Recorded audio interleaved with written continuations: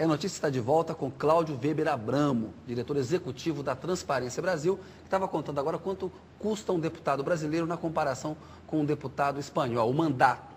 O custo do mandato na Espanha é 8 vezes menor do que no Brasil. Cláudio, você tem outros dados aí para a gente poder... Esse custo de 8 vezes menor é quanto pesa na bolsa de cada cidadão. De cada cidadão, isso. Bom, aí, esse foi o primeiro estudo que nós fizemos. Nós, agora em 2009, no mês de junho, nós soltamos um outro estudo que nós fizemos o seguinte. Muito bem, tem diferenças porque as estruturas são grandes e não sei o que mais. Agora vamos ver quanto é que custa diretamente. Ou seja, salário, benefícios, verba de gabinete, verba indenizatória, viagens, essa grana que vai direto para o cara. Para o bolso dele. Para o bolso dele ou que ele maneja. Maneja ali. Então, o resultado é que um deputado brasileiro custa 2,5 vezes mais do que um americano para o bolso do cidadão brasileiro.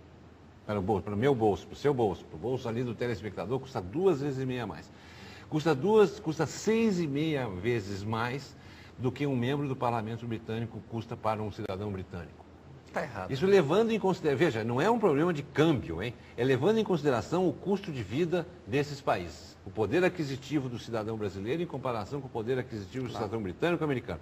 Nós pagamos mais de 6 vezes do que um cidadão britânico. E a pergunta inevitável é, mas, e a relação custo-benefício disso aí, Pois né? é, não precisa nem responder, né? Não precisa nem responder. A gente está vendo aí.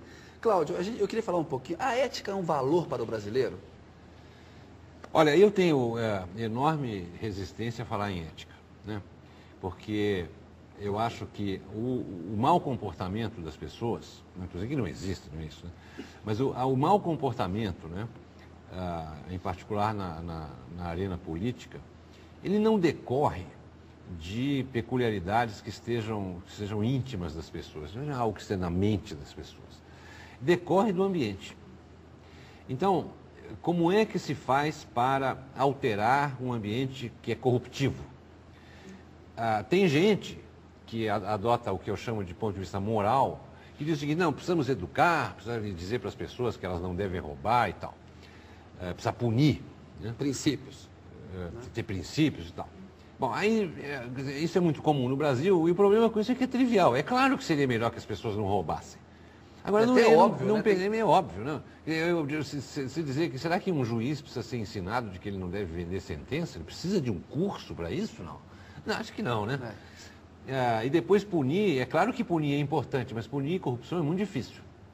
Muito mais eficiente é achar as causas e corrigir as causas.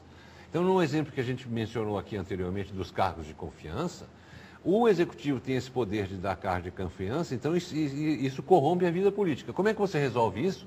Você altera a Constituição proibindo que se nomeiem tantas pessoas. Tem que reduzir drasticamente. É uma coisa objetiva. E isso cria um comportamento ético, entende? Não é o contrário. Você tem dados sobre esses cargos de confiança no Brasil e em outros países? Tenho.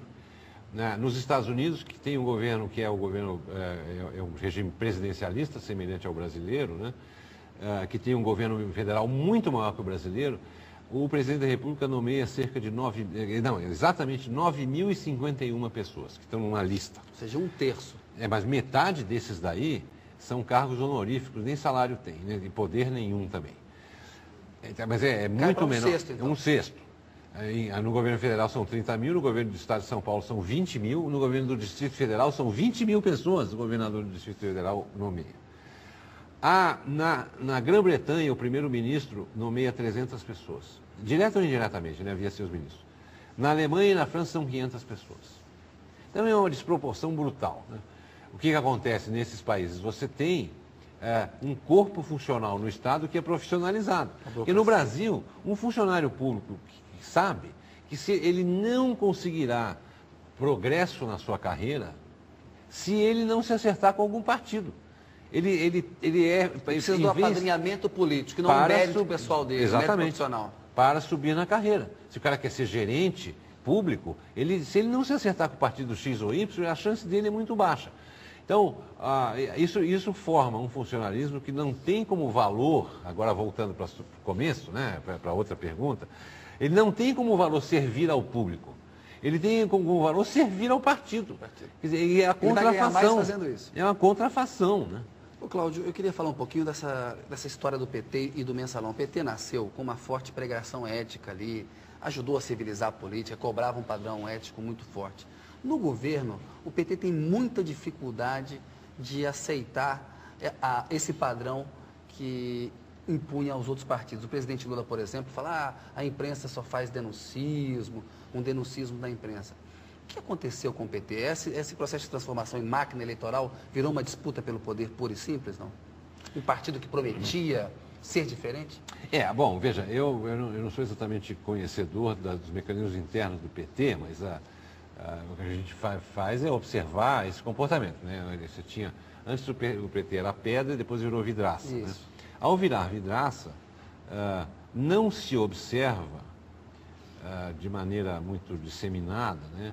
Há uma preocupação sistemática com o controle da corrupção. Né? Não parece ser uma preocupação, não parece ser uma preocupação desse partido, que falava muito nesse assunto. Né? Agora, isso de mudar de perspectiva quando se chega ao poder é comum. Né? O governo do Fernando Henrique Cardoso também passou por isso, né? Por existe talvez uma obrigatoriedade, né, de quem esteja no poder de conviver com gente de qualidade, digamos assim, duvidosa. Né? O Fernando Henrique citou meio xará seu, o Weber, o pensador alemão, que falava da ética, da convicção e da ética da responsabilidade. Exatamente. A da convicção é aquela, são os seus valores, você acredita naquilo mesmo. A da responsabilidade é quando você tem que decidir em determinado contexto. Por exemplo, o cidadão é a favor de corte de impostos. Mas chega no governo, tem que aumentar imposto por uma questão conjuntural, tem uma crise internacional ou não, tem que fazer alguma coisa. Isso não é uma desculpa que foi muito, digamos assim... Ela pode ser muito explorada, né? Pode usar isso. Isso, para mudar de posição facilmente, para não cumprir promessa. Não, então aqui eu estou na ética aqui. Da responsabilidade. Chega em casa, põe a ética da convicção e quando sai de casa, põe aquele pendura ali e vai ser ético na responsabilidade lascado. Porque eu tenho que conviver com Sarney, é uma realidade, está aí, eu tenho que ter aliança. Agora, podia se empenhar para mudar isso, Podia, né? Podia. Isso sim é que exatamente, né? Se você sabe que você está convivendo com uma situação que é menos do que ótima, para dizer o mínimo, né? Então, você imaginaria que deveria haver iniciativas no sentido de alterar o estado de coisas. Alterar isso, né? E a gente não enxerga isso, né? Não é...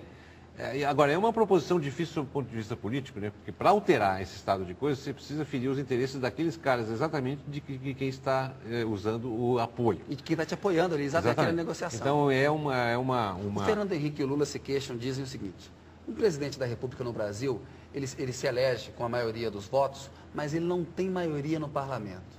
Aí ele é obrigado a fazer essas alianças com esse centrão meio atrasado, PMDB, Democratas, bastante atrasado. Aqueles PPs todos da vida lá, PTB, PP, enfim, esses partidos todos. E acaba sendo uma amarra. Nesse sentido, eles não têm um pouco de razão também, que assim, eles também têm uma limitação para poder ferir esses interesses? Porque senão cai.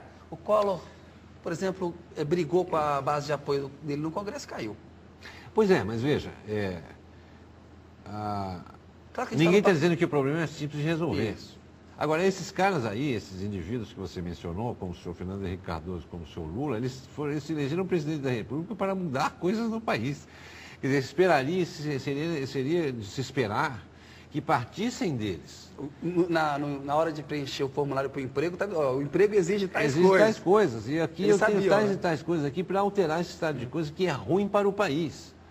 E mergulhou, eu insisto, o país numa crise institucional em que as pessoas não acreditam mais nas instituições políticas. Isso é muito grave. Elas não acreditam mais que tem que votar. Elas não sabem por que votam, não acreditam que seja útil votar. Que acaba sendo ruim, só tende a piorar a representação. Só tende a piorar, o negócio é ladeira abaixo. Entende?